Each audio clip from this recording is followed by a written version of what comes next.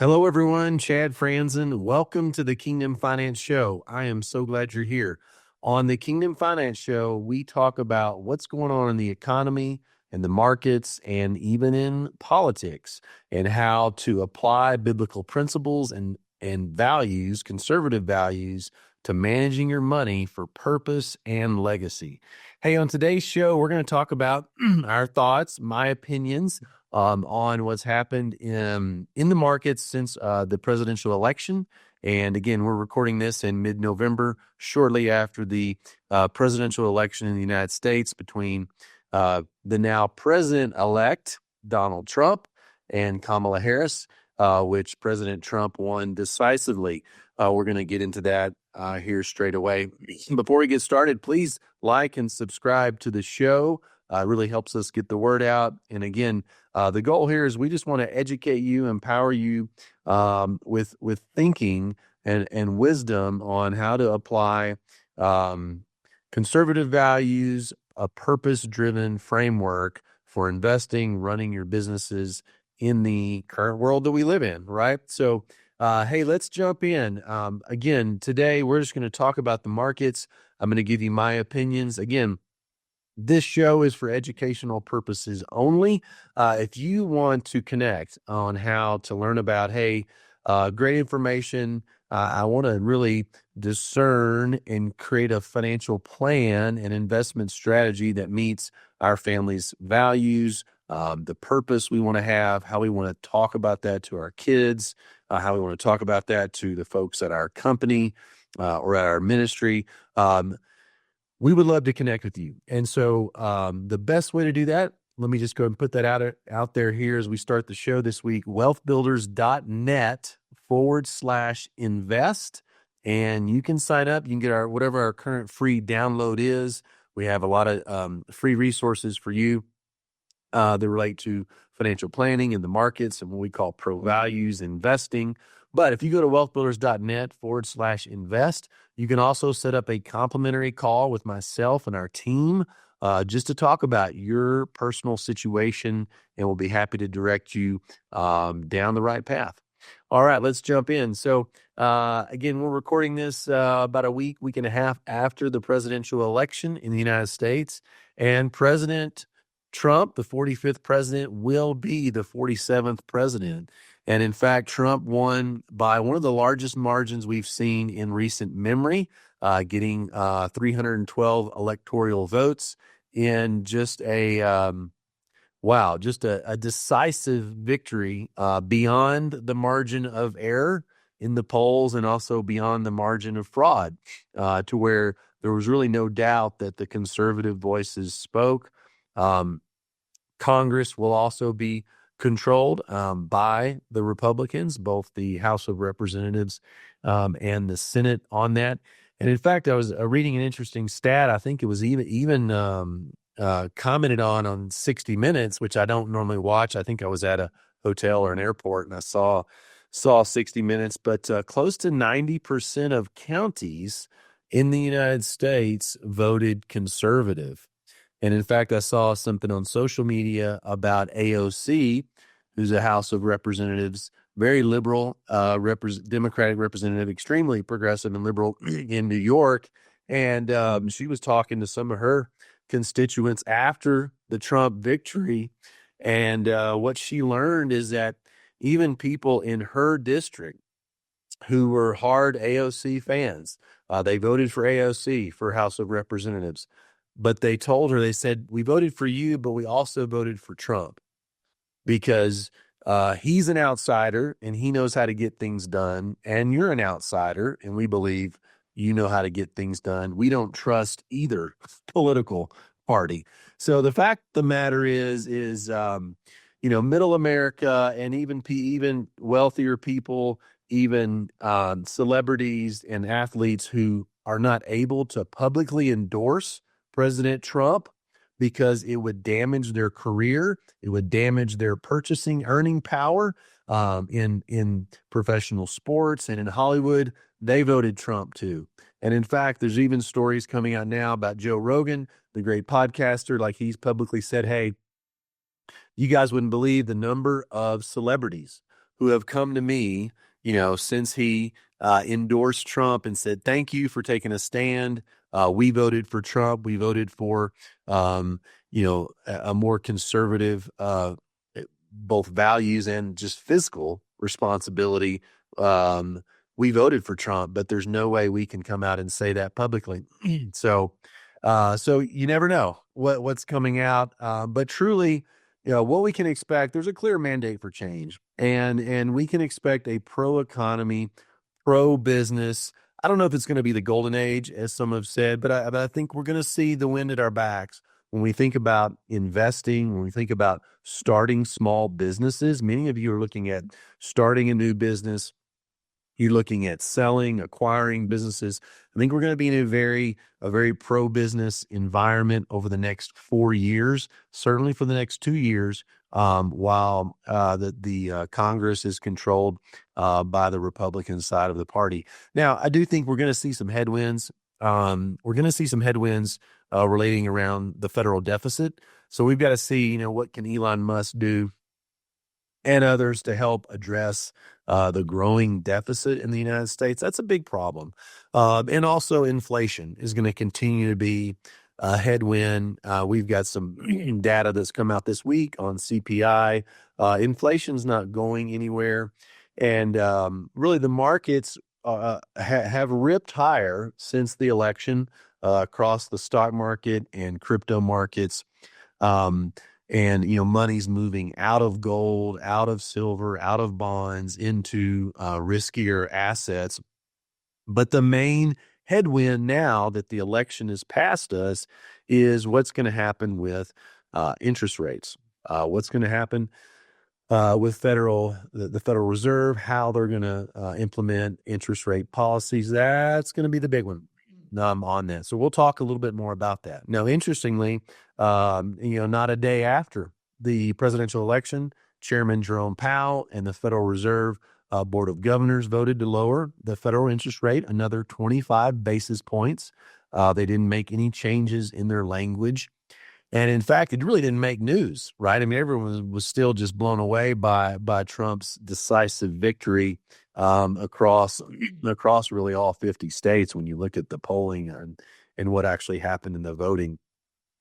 In fact, the bond market is now pricing in that the Fed will not lower rates as aggressively as was originally thought, because in a Trump economy, well, we're going to be seeing growth and expansion in the U.S.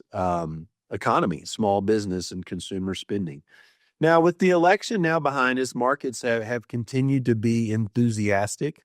In fact, many of the stock market indexes and crypto currencies are making all-time highs on that. Now, when it comes to the influence that Washington has on the markets, investors in general now, you're looking at institutions, right? You're looking at what's happening with the big hedge funds and the big money managers. Investors are overall optimistic about the talk of lower corporate taxes, less regulation, and changes in trade policy. So whether you're a Democrat or Republican, whether you're an independent, if you're looking at managing money and you're an investor, these are all positive things. If you're a small business owners, lower taxes, less regulations, and more favorable trade policy, that is going to help small, medium, and large business owners. It's also going to help small investors, medium-sized investors, and large multi-billion-dollar hedge funds. Regardless of your political affiliation, the expectation is, that federal spending is going to be the main thing that has to be figured out. But I do expect that we're going to see the economy start to see some short-term economic growth, particularly here coming into 2025. Let's talk about, a couple things. There is this bullish momentum happening in the markets. I'll share some stats here. Again, anytime we share stats, they're stale within a week, right? I mean, because markets are price almost 24 hours a day in a lot of cases. But there is bullish momentum. And in fact, what's happened post-election, let me just succinctly summarize this, is a lot of the institutional money managers, have had money in money markets, U.S. Treasuries, and gold, right? As part of a well-rounded portfolio. Now, I'm not giving you advice here. I'm just telling you what are some of the statistics we've seen. And what's happened post-Trump is a lot of the political uncertainty. If you think about what we were running into is we had a lot of concerns over would we even know the next day who the next president's going to be? Would there be, tampering? Would there be recounts? We've had two attempted assassinations on a former president.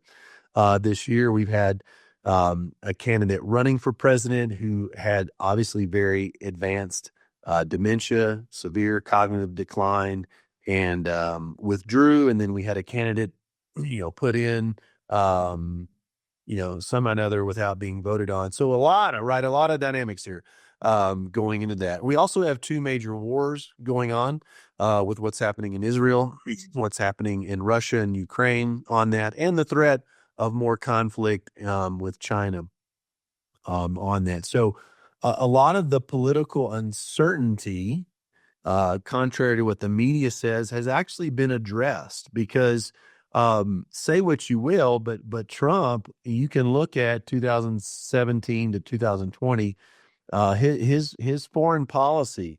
There were no wars during his first presidency, which even Obamas and the Bushes cannot say the same. So again, there's a lot of I think certainty here on the threat of more wars. Really has not gone away, but it's been tempered because I think there's going to be some strong policies in pro-American, pro-Israel policies on that. So my point in that is the markets like that. Okay. The markets hate uncertainty on that. So back to my story, a lot of the bigger money managers, they're now shifting assets from what we call risk-free assets. So the risk-free asset would be like the U.S. Treasury 10-year bond. Okay. So the 10-year bond, is usually somewhere around 4% to 4.4%, right? That's considered a risk, kind of the risk-free rate when you're talking in the financial world. And a lot of people put money in gold as another example. So there's been a rotation post-election just here in the last 7, 10, 14 days of money coming out of bonds. So bond prices are going down a little bit and yields are going up, much like a seesaw. Gold prices, silver prices have gone down since the election. That's not saying that gold and silver or bonds are not a good investment. What it's saying is that money is rotating. It's pivoting.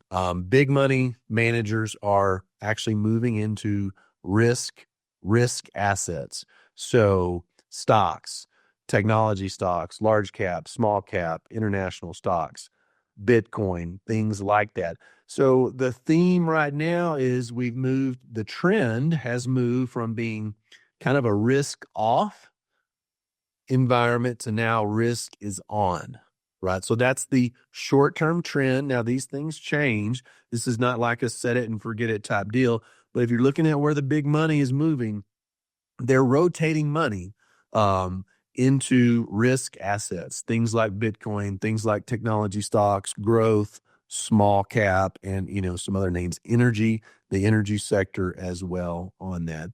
And so when you look at that, I mean, just a week after the election, the S&P 500 was up some over 5%. It's come back down a little bit. S&P got up to 6,000. The Dow Jones actually surged over 44,000. Now it's come back down a little bit. So obviously these are not static numbers, but it's overall a broad stock market rally. Now I'm sharing all this because as investors, we want to be mindful of what's going on in the economy. How are the markets interpreting what's happening in Washington, what's happening with the Federal Reserve? And my hope here is not to just share a bunch of information with you, but is to educate you on here's where the wind's blowing. Here's what direction the wind is coming from. And we need to pivot, just like these large billion-dollar management firms. We need to also pivot as individuals with our investment portfolios small business owners, ministries, churches. Like, we need to also kind of catch where the wind is going.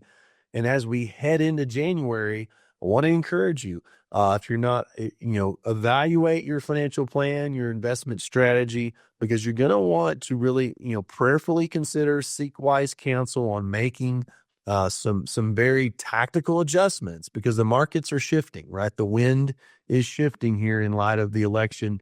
And for the most part, this is pretty favorable. There are some headwinds, as I've mentioned, with inflation and interest rates that we have to look at. Speaking of crypto, I mean, crypto market cap crossed 3 trillion. Bitcoin is now ripped up over 90,000. I think it was at 91,000 at the time of this recording. Again, Bitcoin was around 67,000 the day before the presidential election on November 3rd. So it's not unrealistic, guys, to see Bitcoin go over 100,000. I mean, it's already, it's already well within striking distance of that. Now, the reason why we're seeing crypto do so well is the Biden-Harris administration was going to be a little more heavy-handed on regulation for that. The Trump administration, he's really embraced it. Now, whether he creates a Bitcoin strategic reserve, I don't know. But I mean, they're definitely very pro crypto, pro blockchain, wanting to adopt technology into our economy. That's going to help on a lot of fronts, but also to take a more realistic, a more business friendly approach to regulation. Because what crypto and digital assets need is they need the framework of how they're going to run on. So there is going to need to be some regulation, but if it can be thoughtful and not overly heavy-handed, that's going to be a better framework for crypto to run on. I mentioned gold and silver in my initial comments, but gold and silver reached all-time highs in the month of October 2024. Gold got, I think, around $2,800 an ounce. Silver got as high as $35 an ounce. Now, again, with the rotation to risk assets, gold and silver, those prices have come back down. Now, I've had some people tell me, friends and clients, well, gosh, should I be selling my gold and silver? Should I be buying more? The answer is it depends. It depends on your personal situation. But again, it's not something where we think, oh, great, now that, the stock market and the capital markets are more bullish, that we should not be diversified in, treasury bonds or gold and silver. Again, you always want to be very thoughtful. Solomon, the wisest man of all time, next to Jesus, the wealthiest man of all time next to Jesus. Solomon in his day was wealthier than the 5 wealthiest men in the world today in 2024, right? Back when Solomon was alive, inflation adjusted, right? So you can take Bezos and Zuckerberg and Elon Musk and Gates and Buffett, wrap them all together, and they would not touch the wealth that King Solomon had. Now, what Solomon said in Ecclesiastes 11 is very pertinent, is you do not know what is going to come upon the land, and you need to invest in several ventures, 7 or 8 different ventures. So diversification, asset allocation, really important. Whether you're running your business or a ministry, or you're just trying to invest using biblical values for your family. We need to think through, okay, what does that mean for me and my family today in light of the election, in light of the U.S. economy, what's happening geopolitically in Israel? Okay, so how do I position assets not only to be protected, to grow, but also to be well positioned for the next generation? That's really important on that front. Well, again, I want to share a few other thoughts on this as we kind of wrap up this week's show. Again, I wanted to talk specifically on what's happening in the markets, kind of our outlook in light of the election. I know many of you who watch the show are clients of Wealth Builders Investments. We want to say thank you. We're so honored to serve you. And feel free to reach out to your advisor team at Wealth Builders Investments, and we'll connect with you on a one-on-one level. Again, if you're trying to make sense of, okay, Chad, love the info. I agree. I need to make some changes, kind of create my plan for 2025 in light of Trump being reelected. What's the play? How do I do that? Please connect with our team, wealthbuilders.net/invest. We'll spend some time with you free of charge, just listening to you, hearing your story, and we can talk a little more specific about where you are. Again, all investing involves a measure of risk, right? You need to think about your risk tolerance, your age, your objectives. What are you wanting to do with the money when you think about your kids and the next generation? Again, any number of investments might be suitable for one person that are not suitable for another. You think about the markets in Trump's first administration. I was doing a little research on this in preparation for the show, but Trump 1.0, if you look at 2017, 18, and 19, the markets, I took out 2020 because it's such an anomaly with COVID and the China virus and all the craziness and the lockdowns and all that. But if you look at those 3 years, and again, past performance, no guarantee of future results. But as one friend says, history it doesn't repeat itself, but history tends to rhyme, right?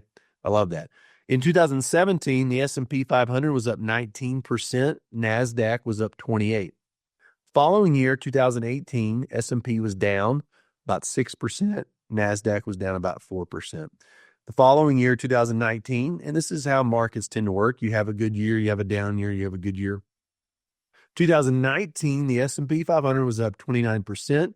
NASDAQ was ripping ahead, up 35% on that. So again, the markets and the economy and job market was very bullish, very positive heading into 2020 and into March of 2020 when we had the COVID outbreak. So, my thinking is, I don't know if we'll see similar numbers over the next 3 years, but the landscape is going to be fertile for positive returns, growth in the economy. Inflation is going to be a little more stubborn now than it was during the first Trump administration. Well, let me close with just a couple of kind of final thoughts. Again, we talked about King Solomon, that idea of asset allocation and what's most prudent for you. Now, we spend a lot of time with our clients and even on the show here talking about, what's your why? Why do you invest? Why do you start businesses? What's the piece for you? And one of my favorite books called Halftime is, talking about when you think about the money and the gifts and the talents and the ideas God has given you to manage and steward, how do you move, regardless of what decade you're in your life, how do you move from success to significance? How do you move from financial return to impact and purpose? And I really think, just to put a bow on this for this week's show, I think that's the key part, is as we process through and sit with our team of wise counsel, is okay, here's kind of where the wind's blowing with politics, with values, with the markets and interest rates.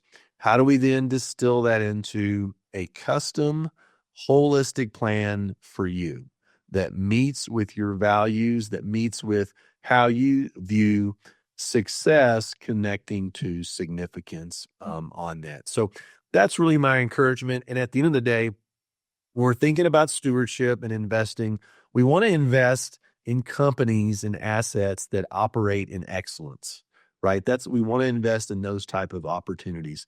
Invest in excellence for the highest risk-adjusted rate of return, if we could sum it down into just one sentence.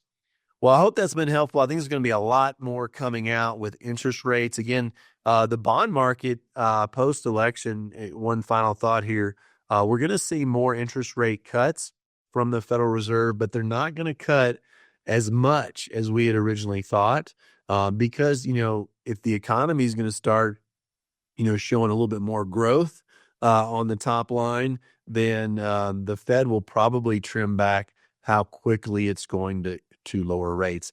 At this point, recording when we are, it does look like the Federal Reserve is going to lower another quarter point in the last meeting of the year, December, coming up in about 3 weeks in the December 2024 meeting.